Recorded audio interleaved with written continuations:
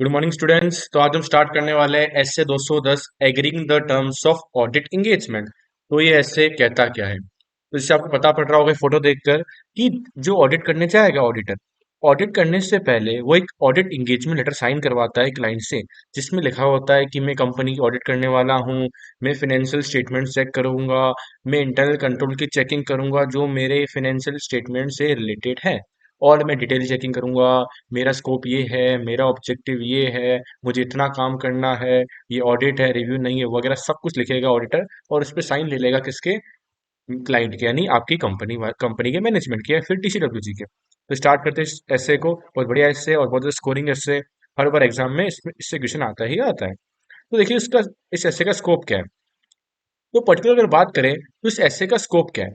इस ऐसे का स्कोप ये है कि ऑडिटर आपकी एक रेस्पॉन्सिबिलिटी बनती है। ये ऐसे कहता है आपकी एक रेस्पॉन्सिबिलिटी है कि जब आप एग्री करोगे ना टर्म्स ऑडिट एंगेजमेंट की, मैनेजमेंट के साथ करो, मतलब आप मैनेजमेंट से साइन ले लो उस पन्ने के ऊपर, पर्टिकुलर फाइल वगैरह के ऊपर, या फिर आप टीसीडब्ल्यूजी से साइन करवा लो। इसका मतलब क्या होता है? इसका मतलब ये है, ऑडिट करने से पहले कुछ क्या होती है प्री कंडीशन, मतलब ऑडिट करने से पहले की कुछ कंडीशन जो आपको पूरी करनी पड़ेगी। उसके बाद ही आप क्या करोगे? इंगेजमेंट लेटर साइन कराओगे, उसके बाद आप ऑडिट करोगे, प्रोसीजर लगाओगे, रिपोर्ट दोगे एंड ऑल। फिर देखिए तो मैंने क्या कहा सर, मैंने कहा कुछ ऐसी सर्टेन प्री कंडीशन है ऑडिट के लिए, कुछ ऐसी रेस्पॉन्सिबिलिटी है जो मैनेजमेंट की बनती है, तो आप उनसे लिखवा के ले लो मैनेजमेंट से कि मैनेजमेंट, आपका काम है फाइनेंशियल स्टेटमेंट्स बनाना जो मटेरियल मिसटेड नहीं होने चाहिए, इसके लिए आपको इंटरनल कंट्रोल लगाने पड़ सकते हो, आपने लगाए होंगे, हम ऐसा मानते हैं। ये सारी की सारी बातें ऑडिटर एक लेटर में साइन करवाता है, किससे? आपके क्लाइंट्स यानी मैनेजमेंट से या फिर टीसीडब्ल्यूजी से। तो ये हमारे ऑडिटर की रेस्पॉन्सिबिलिटी यानी उसका स्कोप बनता है ऐसे 210 के अंदर। अब आगे बढ़े ऑब्जेक्टिव की बात करें तो ऑब्जेक्टिव क्या कहता है? तो मैंने कहा कि सर इस ये ऑब्जेक्टिव कहता है ऑडिटर का कि ऑडिटर तू एक्सेप्ट कर या फिर तू कंटिन्यू कर ऑडिट एंगेजमेंट। कब करेगा? तू एक्सेप्ट और कंटिन्यू तभी कर सकता है। कब कर सकता है? जब दो बातें होनी चाहिए। दो बातें क्या होनी चाहिए बच्चा? दो बातें होनी चाहिए कि जो प्री कंडीशन है, यानी ऑडिट करने से पहले कुछ कंडीशन दी गई है इस पर्टिकुलर एसे के अंदर, वो है क्या? हाँ जी है। दूसरी बात क्या कहता है? दूसरी बात ये कहता है कि आप कंफर्म करो ना, क्या एक कॉमन अंडरस्टैंडिंग बैठ पा रही है क्या ऑडिटर और मैनेजमेंट के बीच में, या फिर ऑडिटर और टीसीडब्ल्यूजी के बीच में। मतलब कि आज अगर मैंने कहा कि सर मैनेजमेंट चाहता ही रिव्यू है और ऑडिटर सोच के बैठा है मैं तो ऑडिट करने जा रहा हूँ, तो ऐसा तो पॉसिबल नहीं हो पाएगा, ईगो क्लैशेस हो जाएगा। कोई और चाह कुछ और रहा है और आप कुछ दे कुछ और रहे हो। तो ऐसा एक पर्टिकुलर चीज पे वो एग्री करेंगे कि हम इस कंपनी की ऑडिट करूंगा जो मैनेजमेंट से करवाना चाह रहा है। मैनेजमेंट ने इंटरनल कंट्रोल लगाए हैं, मैं इंटरनल कंट्रोल की चेकिंग नहीं करूंगा, पर जो इंटरनल कंट्रोल मेरे फाइनेंशियल रिपोर्टिंग के लिए इंपॉर्टेंट है उसको चेक करना, उसको चेक करके ताकि मैं अपना खाली फाइनेंशियल रिपोर्टिंग जो चेक करने का पर्पस है वो फुलफिल कर सकूं। तो मैंने क्या कहा? ऑब्जेक्टिव ये कहता है कि ऑडिटर का ऑब्जेक्टिव ये बनता है कि अगर आपको एक्सेप्ट करना है, एक्सेप्ट का मतलब क्या हुआ कि आप फर्स्ट टाइम किसी का ऑडिट करने जा रहे हो तो आपको एक्सेप्ट करना पड़ेगा उसको, या फिर आप कंटिन्यू करो ऑडिट एंगेजमेंट को, तभी करना जब आपको लगता है कि कुछ जो प्री कंडीशन है ऑडिट के लिए वो प्रेजेंट है। दूसरा, आपको लगता है कि कॉमन अंडरस्टैंडिंग बैठ पा रही है ऑडिटर और मैनेजमेंट पे और टीसीडब्ल्यूजी और ऑडिटर के अंदर। तो ये था हमारे ऐसे 210 का ऑब्जेक्टिव। आगे बढ़ते हैं। फिर मैंने बोला कि सर प्री कंडीशन क्या होती है? आप बोल रहे हो प्री कंडीशन होती क्या है? प्री कंडीशन, प्री कंडीशन का मतलब हुआ कि आज अगर मैनेजमेंट, क्या कहा, अगर आज मैनेजमेंट अपने फाइनेंशियल स्टेटमेंट बना रहा है तो क्या वो एक्सेप्टेबल फाइनेंशियल रिपोर्टिंग फ्रेमवर्क को फॉलो कर रहा है? मतलब कि आज अगर आपने अपने अकाउंट्स बनाए मैनेजमेंट, तो आपने सारे एएस को फॉलो किया है क्या? उन उसके हिसाब से डिस्क्लोजर देना, क्लासीफाई करना, मेजरमेंट करना। जैसे मानो आज आपका एएस टू बोलता है इन्वेंट्री का कि यार तुम इन्वेंट्री को कॉस्ट एनआरए विजुअल लोअर पे दिखाओ, तो आप क्या दिखा रहे हो? उस चीज को फॉलो कर रहे हो क्या? हाँ जी हाँ, फॉलो कर रहे हैं। तो उसको कहेंगे प्री कंडीशंस फॉर ऑडिट, यानी अकाउंट्स को बनाना एएस एनडीएस के हिसाब से, यानी जो एक्सेप्टेबल फाइनेंशियल रिपोर्टिंग फ्रेमवर्क हो उसके हिसाब से बना देना। और आप एक एग्रीमेंट लोगे मैनेजमेंट से, जहाँ और टीसीडब्ल्यूजी से, जब आप ऑडिट कंडक्ट करोगे कि आपको जरूरत हो कि कुछ लिखवा के लेना है मैनेजमेंट से, जैसे आप लेते हैं एस ए 500, एस ए 580 के अंदर रिटर्न रिप्रेजेंटेशन, जिसमें आप लिखवाते हो कि रेस्पॉन्सिबिलिटी मैनेजमेंट की है financial statement banana under the oversight of TCWG, और ये सब जो भी बनी है वो मटेरियल स्टेटेड नहीं होगी, कोई एरर भी नहीं होगा, कोई फ्रॉड भी नहीं होगा। फिर हम पढ़ते हैं कि सर प्री कंडीशंस है क्या, मतलब अब समझ में आ गई प्री कंडीशन कुछ ऐसी चीजें जो हमको कि भाई फाइनेंशियल स्टेटमेंट बनने चाहिए एएफआरएफ के हिसाब से, और पूरा मैनेजमेंट के साथ एग्रीमेंट, टीसीएलबी के साथ एग्रीमेंट। अगर हम बात करें कि प्री कंडीशंस क्या होती है, तो प्री कंडीशन का मतलब हुआ आप डिटरमाइन करो कि क्या जो फाइनेंशियल रिपोर्टिंग फ्रेमवर्क एंटिटी ने अप्लाई किया है फाइनेंशियल स्टेटमेंट बनाने के लिए वो एक्सेप्टेबल है क्या।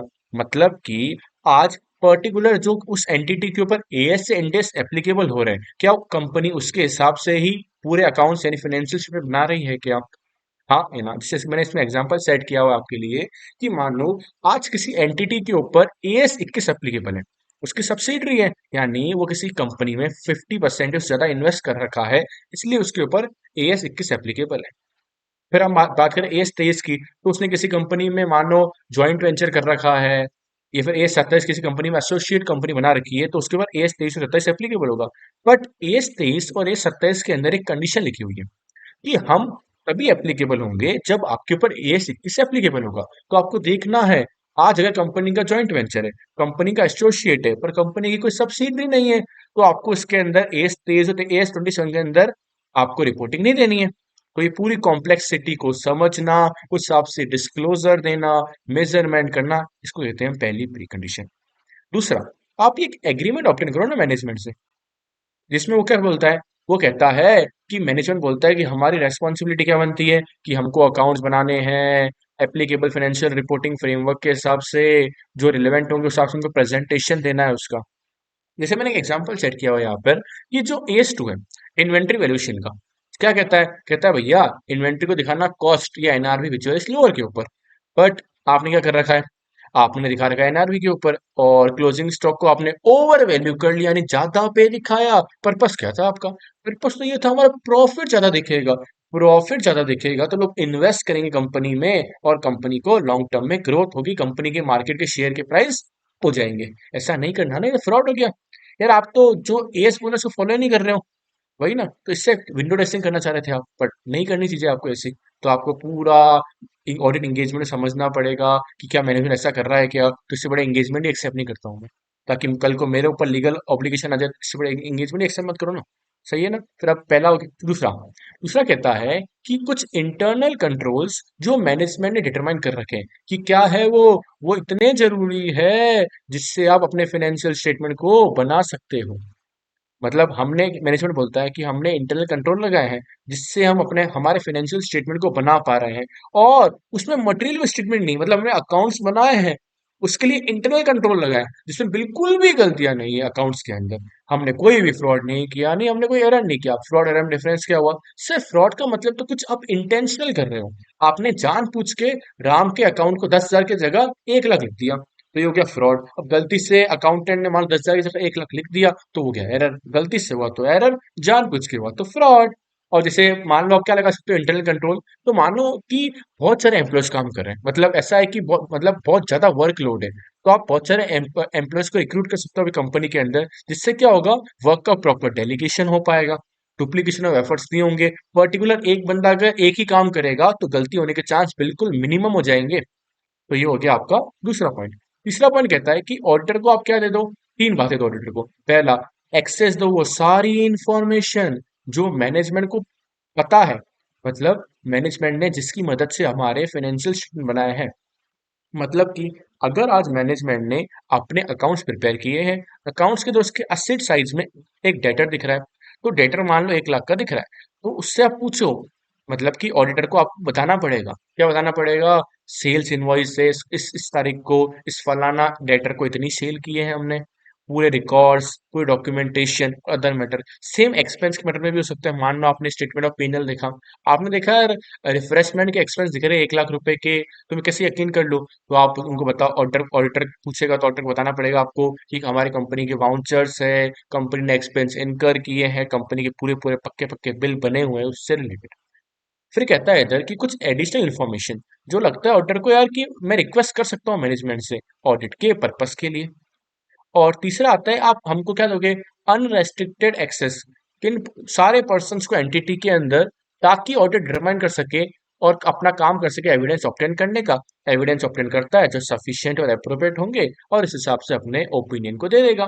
तो मैंने क्या कहा 3 पॉइंट के अंदर, इन 3 पॉइंट में क्या रखा है कि ऑडिटर को आप प्रोवाइड कर दो वो सारी इन्फॉर्मेशन जो एक मैनेजमेंट ने अवेयर है, जब मैनेजमेंट ने अपने फाइनेंशियल स्टेटमेंट प्रिपेयर किए थे उसमें रिकॉर्ड्स आ गया, उसमें डॉक्यूमेंटेशन आ गया, उसमें अदर मैटर्स आ गए। दूसरा, कुछ ऐसी एडिशनल इन्फॉर्मेशन जो ऑडिटर रिक्वेस्ट कर रहा है मैनेजमेंट से, किसके पर्पस के लिए? ऑडिट के पर्पस के लिए। आप दोगे अनरेस्ट्रिक्टेड एक्सेस, जो भी बंदे काम कर रहे हैं उनसे बात करने का मौका देना चाहिए ऑडिटर को। ऑडिटर कभी भी किसी व्यक्ति से कंपनी के अंदर बात कर सके, ताकि उसको अगर कोई भी एविडेंस चाहिए हो तो वो इजीली कलेक्ट कर सके। तो क्या पढ़ा इस टॉपिक के अंदर? तो हमने इस टॉपिक के अंदर पढ़ा कि कुछ प्री कंडीशंस है। प्री कंडीशन होती क्या, समझ में आ गया। प्री कंडीशन पहली है कि आप देखो कि जो एफ यूज कर रही है कंपनी अकाउंट्स बनाने के लिए परफेक्ट है कि हाँ जी हाँ एक्सेप्टेबल है। दूसरा, एग्रीमेंट ऑब्टेन करो कि समझता है मैनेजमेंट हमारी रेस्पॉन्सिबिलिटी क्या है, कि हमको बनाना चाहिए फाइनेंशियल स्टेटमेंट को एएफआरएफ के हिसाब से।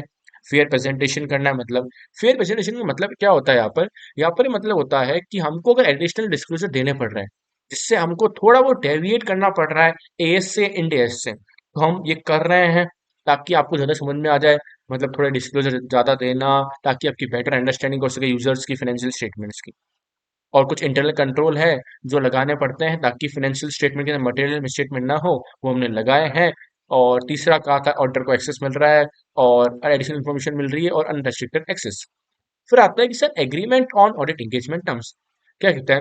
ऑडिटर एग्री कर रहा है कि क्या टर्म्स है ऑडिट एंगेजमेंट की मैनेजमेंट के साथ में और टीसीडब्ल्यूजी के साथ में जो अप्रोप्रिएट होंगे।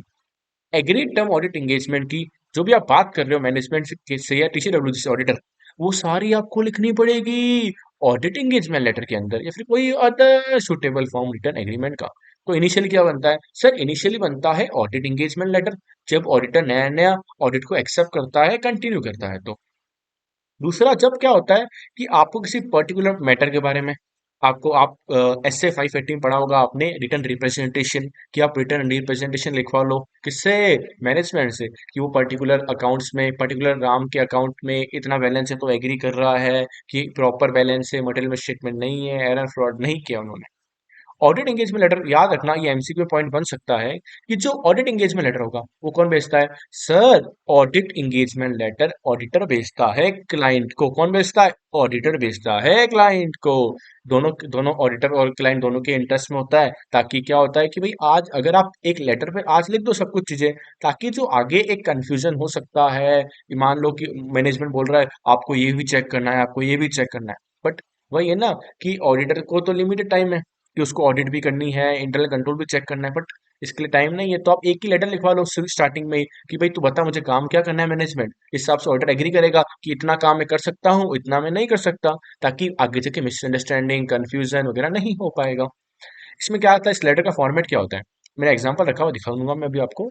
इस लेटर का फॉर्मेट आता है कि ऑब्जेक्टिव स्कोप क्या है ऑडिट के फाइनेंशियल स्टेटमेंट्स के अंदर, ऑडिटर की रेस्पॉन्सिबिलिटी क्या है, मैनेजमेंट की रेस्पॉन्सिबिलिटी क्या है।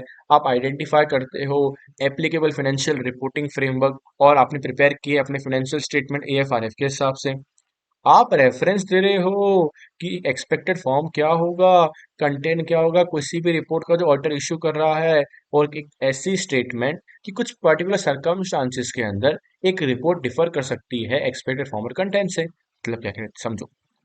लेटर में क्या आएगा? पहला, ऑब्जेक्टिव क्या है, स्कोप क्या है ऑडिट का फाइनेंशियल स्टेटमेंट का, मतलब कि एज ए ऑडिटर आपका ऑब्जेक्टिव क्या बनता है? मेरा ऑब्जेक्टिव तो यह है कि मुझे sufficient and appropriate audit evidence इकट्ठे करने हैं, उसके बेसिस पे मुझे एक रिपोर्ट देनी है जिसमें मैं कंक्लूड करूंगा कि अगर मान लो मटेरियल स्टेटमेंट नहीं है, financial statement are true and fair, giving presenting true and fair view, फिर इसको प्यार से बोलते हैं अनक्वालिफाइड ओपिनियन या फिर अनमोडिफाइड ओपिनियन, ये मुझे देना है। दिखा देता हूँ आपको एग्जांपल देख लो अभी यहाँ से एक बार, ताकि आपको बेटर अंडरस्टैंडिंग हो पाएगी। आपको रिक्वेस्ट किया जा रहा है कि आप ऑडिट कर दो फाइनेंशियल स्टेटमेंट पिस्टाइन प्रोडक्ट्स के, जिसमें बैलेंस शीट आती है 31 मार्च को, स्टेटमेंट ऑफ पीएनएल आता है, कैश फ्लो स्टेटमेंट आता है ईयर एंड डेट के लिए, नोट्स आते हैं एफएस में और सिग्निफिकेंट समरी अकाउंटिंग पॉलिसी की। हम आपको कंफर्म करते हैं कि आप एक्सेप्ट करते हो और क्या आपकी अंडरस्टैंडिंग है ऑडिट एंगेजमेंट की बाय इस लेटर के मतलब से, जो भी ऑब्जेक्टिव है ऑडिट के वो क्या है, रीजनेबल अश्योरेंस ऑब्टेन करना। आपको पता है मतलब क्या होता है?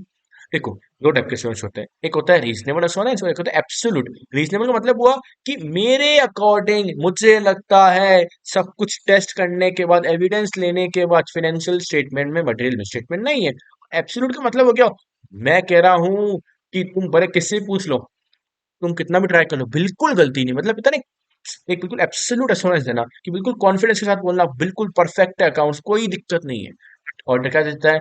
ऑडिटर का ये लिमिटेशन है कि वो एब्सोल्यूट एश्योरेंस नहीं दे सकता, इसलिए वो देता है रीजनेबल एश्योरेंस।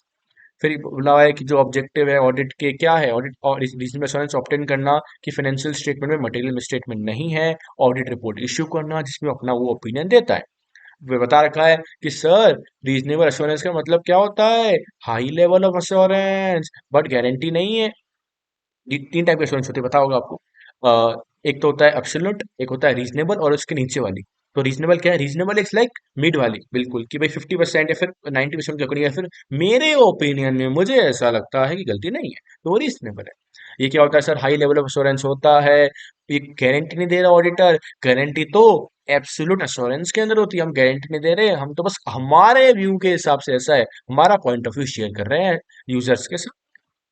और मैंने कहा कि हमने मटेरियल स्टेटमेंट देखा जो होगा, तो मिस स्टेटमेंट कहाँ से आ सकता है सर? फ्रॉड एरर से, मतलब पता पड़ गया फ्रॉड क्या मतलब। फ्रॉड होता है इंटेंशनल, एरर होता है अनइंटेंशनल, और उसको मटेरियली कंसिडर करना इंडिविजुअल एग्रीगेट में। और आपको लगता है कि भाई इन्फ्लुएंस कर सकता है। मिस स्टेटमेंट मतलब क्या होता है? मिस स्टेटमेंट का मतलब हुआ कोई ऐसी मटेरियल मिस स्टेटमेंट का मतलब कोई ऐसी गलती जो यूजर्स के डिसीजन, मतलब जो स्टेक होल्डर्स है, जो कंपनी में इन्वेस्ट करने वाले हैं, उनके जो होता है ना, क्या कहते हैं, उनके माइंडसेट पे इम्पैक्ट डाल सकता है कि यार कंपनी तो अच्छा परफॉर्म नहीं कर रही है, तभी तो कंपनी को ऑडिटर ने मॉडिफाइड ओपिनियन दिया है, कंपनी तो मटेरियल स्टेटमेंट कर रही है, कंपनी तो कुछ भी दिखा रही है हमको हमारे फाइनेंशियल स्टेटमेंट्स के अंदर, मतलब खुद के। फिर आता है हमारे दूसरा पॉइंट आता है ऑडिटर की रेस्पॉन्सिबिलिटी। क्या बनती है ऑडिटर की रेस्पॉन्सिबिलिटी? सर, ऑडिटर की रेस्पॉन्सिबिलिटी है कि उसको फाइनेंशियल स्टेटमेंट को ऑडिट करने के लिए एविडेंस ऑब्टेन करने पड़ेंगे जो सफिशिएंट होंगे, अप्रोप्रिएट होंगे। अब रीड कर लेते हैं यहाँ से। ये उसको कंडक्ट करना चाहिए ऑडिट को ऐसे को फॉलो करके जो बनाए गए हैं आईसीएआई के द्वारा। ये ऐसे कहते हैं कि एथिकल रिक्वायरमेंट तो कंप्लाई करो ना, मतलब जो आपकी दी हुई है, professional scepticism, integrity, objectivity, professional scepticism and due care and all.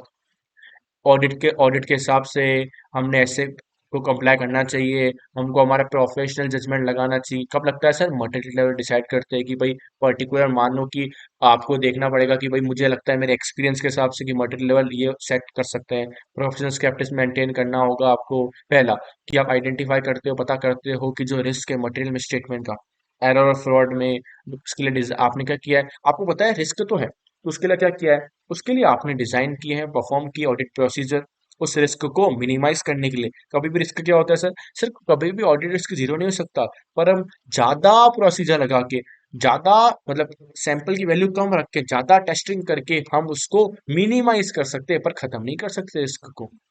Obtain करना ऑडिट एविडेंस को जो सफिशिएंट हो, जिससे हम हमारा ओपिनियन एक्सप्रेस कर सकें। Risk of not detecting statement.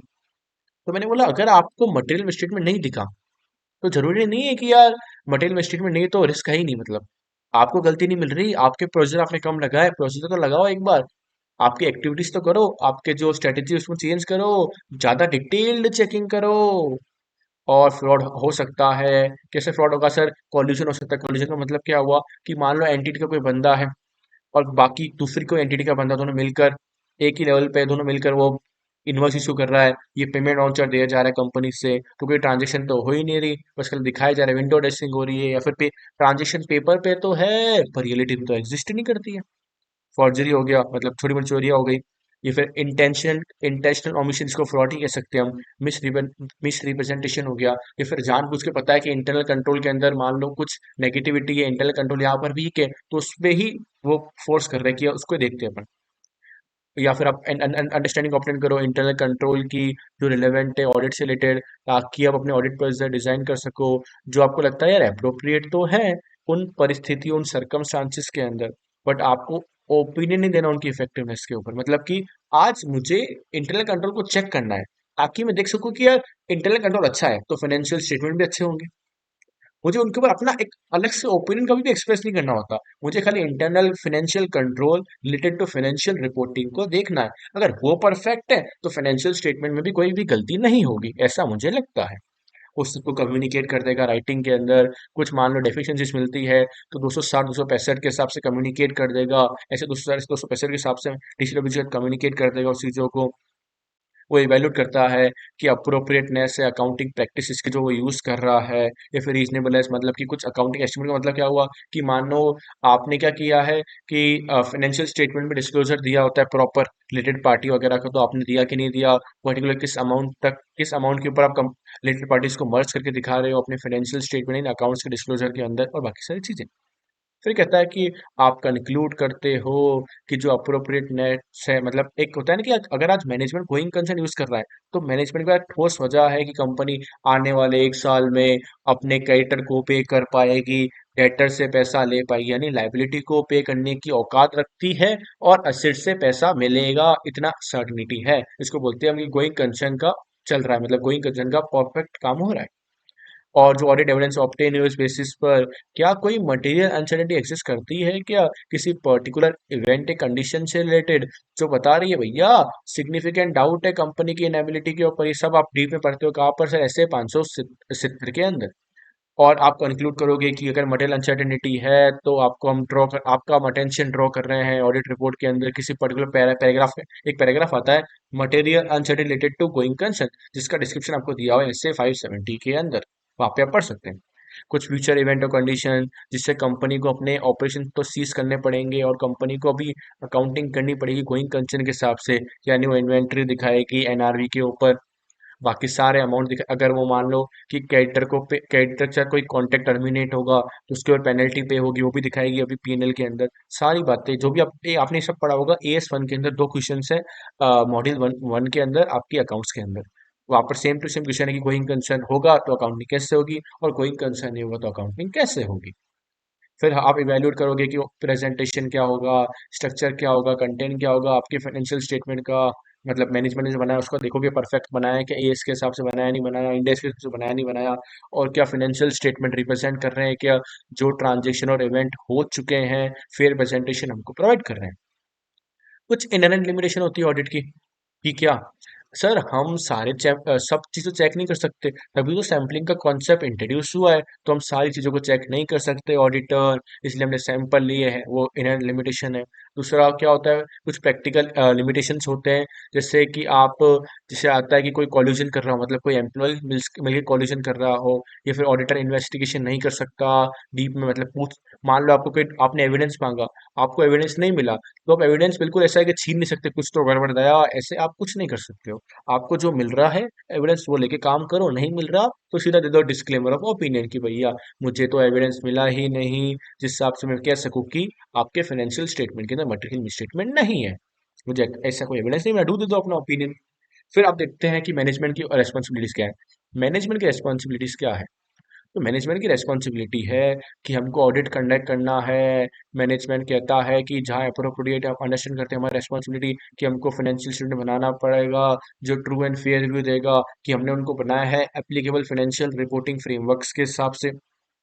और जो भी रेस्पॉन्सिबिलिटी है प्रिपेयर करना फाइनेंशियल स्टेटमेंट को गोइंग कंसर्न बेसिस के ऊपर, रेस्पॉन्सिबिलिटी है कि हमने सेलेक्ट किया है और कंसिस्टेंटली अप्लाई किया है अप्रोप्रिएट अकाउंटिंग पॉलिसी को, उनको इम्प्लीमेंट करवाना, प्रॉपर एक्सप्लेनेशन। अगर आपने मान लो, आज अगर मान लो एस टू के कहता है लीफो लगाओ, लीफो लगाओ, इन्वेंट्री वैल्यूएशन के लिए फीफो लगाओ या फिर वेटेड एवरेज लगाओ। आपने मान लो लीफो की जगह फीफो लगाया है, तो आप बता रहे हो कि यार हमने पिछले साल लीफो लगाया था, इस साल फीफो लगाया है, हमने अकाउंटिंग पॉलिसी चेंज की है, उसका प्रॉपर एक्सप्लेनेशन देना। मैनेजमेंट से आप मांगोगे सब कुछ कि मैनेजमेंट हमको प्रॉपरली एक्सप्लेन तो करो कि आपने आपकी अकाउंटिंग पॉलिसी चेंज की है तो उसका प्रॉपर डिस्क्लोजर दिया है क्या, प्रॉपर इम्प्लीमेंटेशन करना, प्रॉपर रिकॉग्नाइज करना, उसको मेजर करना फाइनेंशियल स्टेटमेंट्स के अंदर।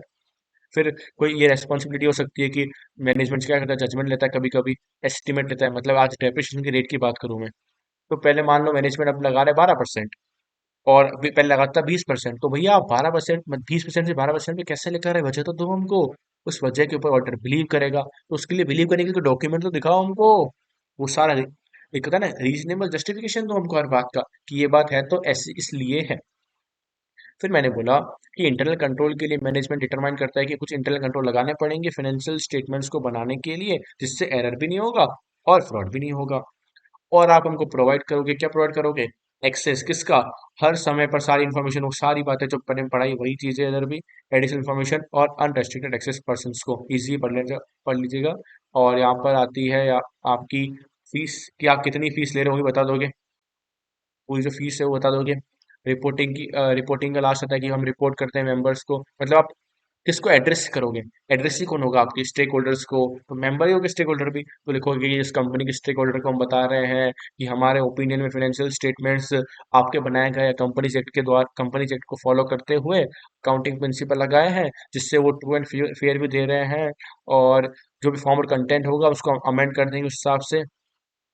और कंपनी का नाम लिख दिया यहाँ पे, सीए फर्म, और फर्म का नंबर, यहाँ पर सिग्नेचर, मेंबर का नेम और डेजिग्नेशन आता है यहाँ पे। तो ये पूरा फॉर्मेट होता है आपका किसका? ऑडिट इंगेजमेंट लेटर का। तो हम आगे बढ़ते हैं अब इसके बाद। तो आगे हमको देखना है इसके अंदर कि ये लॉ बात पड़ी वही है। सर अगर प्री कंडीशन नहीं हुई तो क्या होगा? हाँ, अगर प्री कंडीशन हुई नहीं तो क्या होगा? तो आप ऑडिट एक्सेप्ट नहीं कर सकते। अगर प्री कंडीशन प्रेजेंट नहीं होगी तो ऑडिट डिस्कस करेगा मैटर मैनेजमेंट के साथ, जब तक लॉ रेगुलेशन कुछ और ना कह दे भैया। ऑडिटर तो एक्सेप्ट ही मत करना ऑडिट एंगेजमेंट को। मतलब कि अगर मान ले लॉ रेगुलेशन कुछ नहीं कहता तो फालतू एक्सेप्ट करेगा, अपने ओपिनियन को डिस्क्लेम करेगा, बोलेगा कि मेरे को एविडेंस ही नहीं मिले जिसमें इसमें कह सकूं कि फाइनेंशियल स्टेटमेंट में मटेरियल स्टेटमेंट नहीं है। समझे? और फिर बताता है देखो, ऑडिटर क्या करेगा?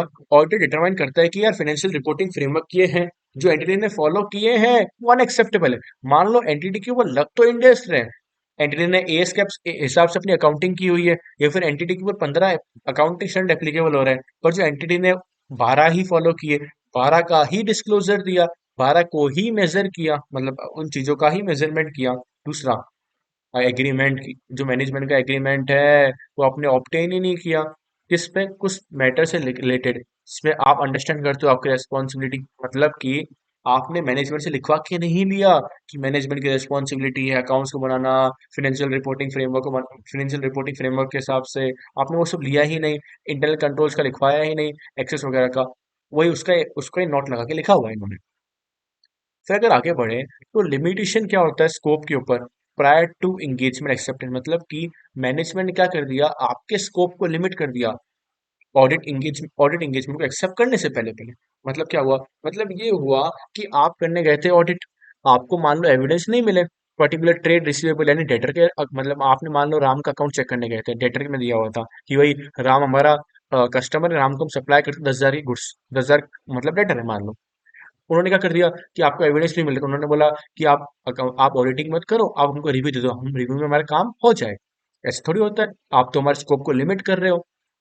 फिर एक अगर मैनेजमेंट डब्ल्यू है, कोई लिमिटेशन लगा देते हैं ऑडिटर के स्कोप के ऊपर, जिस प्रपोज, मतलब क्यों लिखा है प्रपोज, नहीं आपने अपने ऑडिट एंगेजमेंट एक्सेप्ट नहीं किया है, इसलिए प्रपोज वर्ड का यूज किया गया है यहाँ पर। और जिससे आपको ऑडिटर बिलीव कर रहा है कि जो लिमिटेशन है, इससे अगर आप लिमिटेशन लगा रहे हो, एविडेंस नहीं मिलेंगे तो क्या दूंगा? डू दे दूंगा मैं अपना फाइनेंशियल स्टेटमेंट के अंदर। इससे बड़ी ऑडिटर तो अपना ऑडिट एंगेजमेंट एक्सेप्ट ही मत करना, डिस्क्लेम करने से तो एक्सेप्ट ही मत कर ऑडिट एंगेजमेंट को। फिर आगे बढ़े तो कब ऑडिटर एक्सेप्ट करेगा ऑडिट एंगेजमेंट की टर्म्स? मान लो अगर ऑडिट एंगेजमेंट की टर्म्स अगर चेंज भी हो रही है, कब एक्सेप्ट कर लो, कब राजी हो जाओगे कि यार ठीक क्या है, मैनेजमेंट सही बोल रहा है, कुछ रीजनेबल जस्टिफिकेशन है, मान जाते हैं। तो वैसे तो मानना मत, एग्री मत करना ऑडिटर जब तक कोई रीजनेबल जस्टिफिकेशन ना हो, यानी जब तक कोई ठोस वजह ना हो तब तक यकीन मत करना मैनेजमेंट के ऊपर। मैनेजमेंट चोर है, मैनेजमेंट विंडो ड्रेसिंग कर रहा है, अपनी फर्म की औकात बढ़ाना चाहता है, पर मैनेजमेंट आपको अच्छे, ऑडिटर आपको अच्छे से चेक करना पड़ेगा, हर एक एविडेंस ऑब्टेन करना पड़ेगा, आपको देखना पड़ेगा क्या कोई रीजनेबल जस्टिफिकेशन है या नहीं है। पहला, रिक्वेस्ट आ रही है एंटिटी से कि तू चेंज कर दे ऑडिट एंगेजमेंट को, जहां पर रीजनेबल जस्टिफिकेशन है। एक रिक्वेस्ट आ रही है एंटिटी से ऑडिटर को कि ऑडिटर आप क्या करो, आप अपनी ऑडिट एंगेजमेंट की टर्म्स को चेंज कर दो। क्यों सर? क्योंकि कोई सरकमस्टांसिस जो अफेक्ट कर रही थी नीड को पर्टिकुलर सर्विस के, वो मिसअंडरस्टैंडिंग हो गई थी मैनेजमेंट को। मतलब कि मैनेजमेंट ने मान लो आपको बोला ऑडिट करने के लिए, पर मैनेजमेंट को लगा कि आप रिव्यू कर लोगे, मतलब ऐसा था ना कि आपने बोला कि रिव्यू करना है, मैनेजमेंट ने बोला रिव्यू करना है, पर ऑडिटर ने क्या कर दिया, ऑडिटर चाह रहा है मैं तो ऑडिट करूंगा, तो थोड़ा सा मिसमैच हो रहा है, वो मिसमैच नहीं होना चाहिए ऐसे तो। और जो आपने ओरिजिनल रिक्वेस्ट किया था और रेस्ट्रिक्शन आ गया किसी स्कोप के ऊपर, वेदर इम्पोज जस्टिफिकेशन गिवन और particular implication of restrictions on scope of audit engagement, मतलब समझते हैं ऑफिस। मान लो कि कोई एक रिक्वेस्ट आ रही है, किससे, मैनेजमेंट से, किसको, ऑडिटर को, कि ऑडिटर आपकी जो टर्म्स ना ऑडिट एंगेजमेंट की, वो चेंज कर दो। क्यों चेंज कर दो? क्योंकि हमारी कंपनी पहले मान लो बड़ी कंपनी थी, कंपनी किसी पर्टिकुलर टर्नओवर लिमिट को क्रॉस कर रही थी जो पर्टिकुलर एक्ट वगैरह में लिखी हुई थी, बट अभी नहीं कर रही है, तो हमारे ऊपर इतनी कुछ डिटेल चेकिंग एप्लीकेबल नहीं होती, हमारे ऊपर ऑडिट एप्लीकेबल ही नहीं होता, हम ऑडिट की लिमिट को क्रॉस ही नहीं कर रहे, तो हमारा रिव्यू कर दो। समझे? ये हो गई रीजनेबल जस्टिफिकेशन। दूसरा पॉइंट क्या दिया हुआ है? मान लो कि सर्कमस्टांसेस बदल गई जो अफेक्ट कर रही है आपकी एंटिटी की रिक्वायरमेंट को या मिसअंडरस्टैंडिंग को। इसका बेस्ट एग्जांपल क्या हो सकता है? जो रीजनेबल बेसिस पे, मतलब मान लो ये अमेंडमेंट आ गया, पहले मान लो जीएसटी ऑडिट, जीएसटी की ऑडिट ऑडिट होती थी मान लो 1 करोड़ की लिमिट के ऊपर। अब क्या हुआ, अमेंडमेंट आया तो लिमिट हो गई 5 करोड़ मान लो, बट एंटिटी का टर्नओवर इस साल का 2 करोड़ ही है, तो एंटिटी के ऊपर जीएसटी ऑडिट तो एप्लीकेबल हुई ही नहीं। तो कुछ सरकमस्टांसिस ही चेंज हो गई, तो तू काय को इतना काम कर रहा है ऑडिटर? तू अपनी ऑडिट एंगेजमेंट की टर्म्स को चेंज कर दे, और चेंज करनी पड़ेगी क्योंकि एक सरकमस्टांस बदल गई, वक्त बदल गया, जज्बात बदल गए, तो आपको चेंज करना पड़ेगा। फिर आता है कि आप चेंजेस को एक्सेप्ट मत करना। रीजनेबल कब? तब कि जब कोई इन्फॉर्मेशन जो ऑर्डर आप, मतलब जो आपकी मैनेजमेंट आपको ऑर्डर को सर मतलब इन्फॉर्मेशन प्रोवाइड कर रहा है, वो क्या है, वो इनकरेक्ट है, या फिर इनकम्प्लीट है, या फिर अदरवाइज लग रहा है अनसेटिस्फैक्ट्री है, तो यार मतलब इससे मैं यकीन कैसे करूं कि आप मैनेजमेंट जो आप बोल रहे हो सच है सब कुछ? मतलब क्या है वो इन्फॉर्मेशन, या तो इनकरेक्ट, या तो इनकम्प्लीट है, या तो फिर अदरवाइज अनसेटिस्फैक्ट्री है। एक एग्जांपल क्या हो सकता है, जहां पर ऑडिटर अनेबर है, मतलब ऑडिटर को वही नहीं मिले, क्या सही नहीं मिला, मतलब sufficient and appropriate audit evidence नहीं मिले, जिस किससे रिगार्डिंग, डेटर से रिगार्डिंग, जिससे वो कह सके कि यार ऑडिट करूं, या फिर क्या। तो मैनेजमेंट बोल रहा है कि आपको एविडेंस नहीं मिले तो आप ऑडिट मत करो, आप रिव्यू कर दो इस जगह पे, बट इससे बढ़िया तो एक्सेप्ट मत करना ऑडिट एंगेजमेंट को, कि जहाँ पे तो टर्म्स चेंज करा रहे हैं। फिर आता है कि sir, what should auditor consider before agreeing to change the audit engagement to engage in providing lower level of assurance.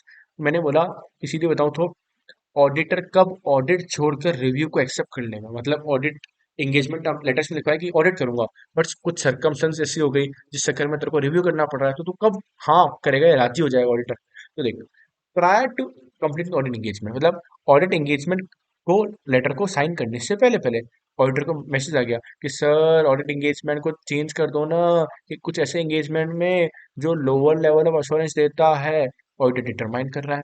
क्या कोई रीजनल जस्टिफिकेशन है ये करने के लिए? दूसरा, तू एग्री करने से पहले, जो एग्री करेगा ना चेंज ऑडिट एंगेजमेंट रिव्यू पे या फिर कुछ रिलेटेड सर्विस, मतलब ऑडिट से रिव्यू पे जा रहा है या फिर ऑडिट से रिलेटेड सर्विसेज के ऊपर जा रहा है, तो तू क्या करना पड़ेगा, तू देख क्या ऐसे कोई रोक रहा है क्या, मतलब पर्टिकुलर किसी ऐसे वगैरह में लिखा हुआ है क्या कि ऑडिटर ने अगर ऑडिट एक्सेप्ट कर ली तो रिव्यू नहीं कर सकता? नहीं लिखा हुआ ना, नहीं।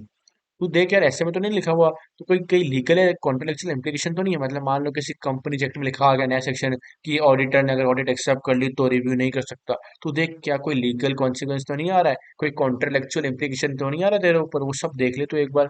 अगर ऑडिटर कंक्लूड कर रहा है कि कुछ रीजनेबल कंक्लूजन है, रीजनेबल जस्टिफिकेशन है, मतलब उसको लग रहा है यार वजह तो है चेंज करने के लिए, तो तू क्या कर लेगा, ऑडिट पे चेंज कर जाएगा, ऑडिट से रिव्यू पे आ जाएगा या फिर रिलेटेड सर्विस के ऊपर आ जाएगा।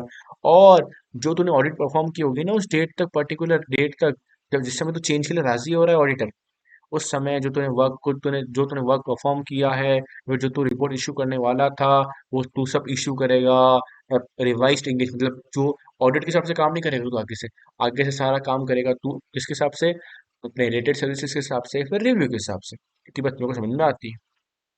ये मुझे लगता है कि कंफ्यूजन हो जाएगा रीडर्स को, इसलिए क्या करूँ, यार देख कंफ्यूजन हो जाएगा ना, तो रिपोर्ट जो देगा ना अपनी रिव्यू या रिलेटेड सर्विसेज के ऊपर, तो उसमें रेफरेंस मत देना, मतलब कि तू जो नई वाली रिपोर्ट देने वाला है ना, या तो रिव्यू देगा या तो रिलेटेड सर्विसेज देगा, तो इसमें तू डिस्क्राइब ही मत कर कि मैंने पहले ऑडिट ली थी फिर मैं रिव्यू पे आ रहा हूँ, तो तू ओरिजिनल तेरे ऑडिट एंगेजमेंट को दिखाई मत यहाँ पर।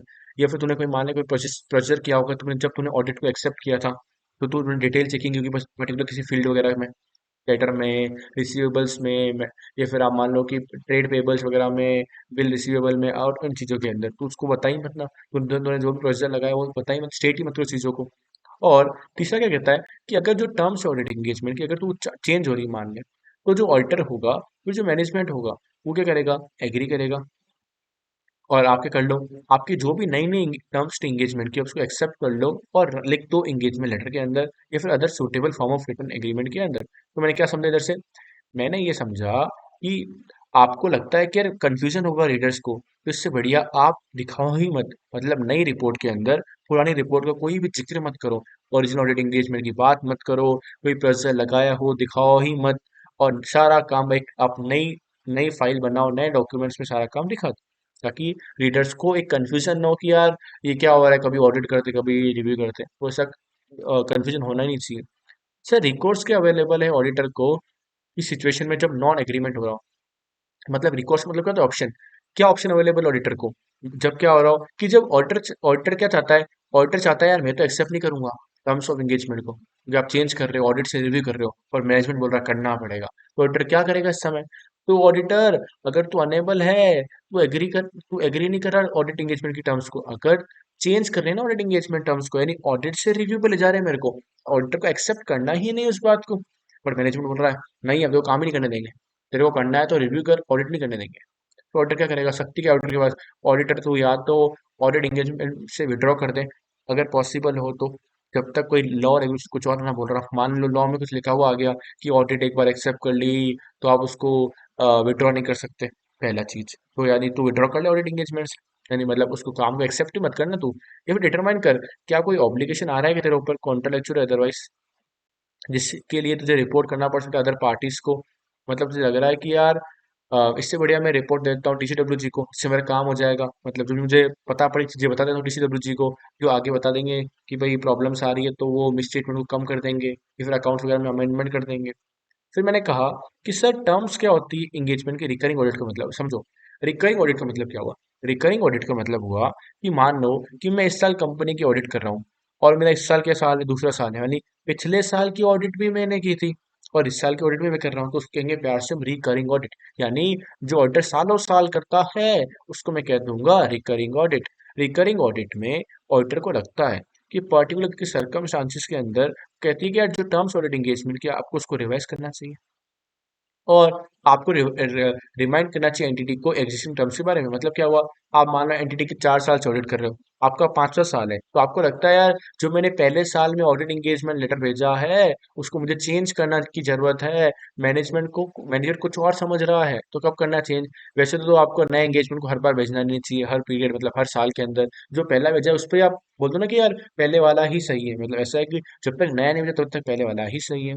बट कब आप चेंज करोगे, यानी मैंने कहा कि जो आपको क्या करना पड़ेगा, आपको चेंज करना पड़ेगा किसको, ऑडिट एंगेजमेंट लेटर वापस नया भेजना पड़ेगा। कब भेजना पड़ेगा, आपको कोई इंडिकेशन लग रहा है ऑडिटर, क्या इंडिकेशन लग रहा है कि ये जो एंटिटी है ना आपके ऑब्जेक्टिव पे आपके स्कोप को मिसअंडरस्टैंड कर रही है, मतलब कि आपने क्या बोला कि मैं चेकिंग करूंगा, डिटेल चेकिंग करूंगा किसकी, फाइनेंशियल स्टेटमेंट की, वो समझ रही है आप इंटरनल कंट्रोल की भी करोगे, तो आप पहले ही बता दो, कंफ्यूजन क्लियर कर दो ना मैनेजमेंट का कि तू जो सोच रहा है वो मैं नहीं देने वाला हूँ, मैं तो खाली फाइनेंशियल स्टेटमेंट की चेकिंग करूंगा, मैं खाली अकाउंट चेक करूंगा, इंटरनल कंट्रोलिंग चेक करूंगा, वो तो मेरे स्वार्थ के लिए चेक करना पड़ रहा तो करूंगा, पर उस पर रिपोर्टिंग बिल्कुल नहीं देने वाला हूँ। दूसरा, कोई रिवाइज्ड या फिर स्पेशल टर्म्स क्या होगी ऑडिट एंगेजमेंट की, या फिर बदल गया, कौन बदला, वक्त बदल गया, जज्बात बदल गया, नहीं, सीनियर मैनेजमेंट बदल गया, कंपनी का सीईओ टपक गया, नया सीईओ आ गया, आपकी सारी मुलाकात सीईओ के साथ होती थी सीएफओ के हिसाब से, बट वो सीईओ सीएफओ चेंज हो गए तो उनसे वापस आपको मुलाकात करनी पड़ेगी, उनको ऑडिट एंगेजमेंट लेटर साइन करवाना पड़ेगा, या फिर ओनरशिप, मान लो पहले एंटिटी के अंदर गवर्नमेंट ने इन्वेस्ट कर रखा था तो एंटिटी की जो ऑडिट होती थी वो थी सीएजी के हिसाब से, बट अभी क्या हो रहा है कि एंटिटी में गवर्नमेंट का स्टेक क्या हो गया, डाइवेस्ट हो गया, डिसइन्वेस्ट हो गया, तो इस चक्कर में क्या हो रहा है कि एनडीटी की ऑडिट प्राइवेट कंपनीज के हिसाब से हो रही है, तो उसमें आपको नया एंगेजमेंट साइन करवाना पड़ सकता है, या फिर एनटीटी का नेचर साइज ही बदल गया, या फिर कोई लीगल रेगुलेटरी रिक्वायरमेंट आ गई, मतलब मान लो पहले एंटिटी एमएसएमई की लिमिट में आती थी, वो एमएसएमई की लिमिट को क्रॉस कर चुकी है पर्टिकुलर, वो टर्नओवर का क्राइटेरिया ही 50 लाख से 1 करोड़ पे आ गया, वो 50 लाख तक का ही अलाउ था एमएसएमई एक्ट के अंदर,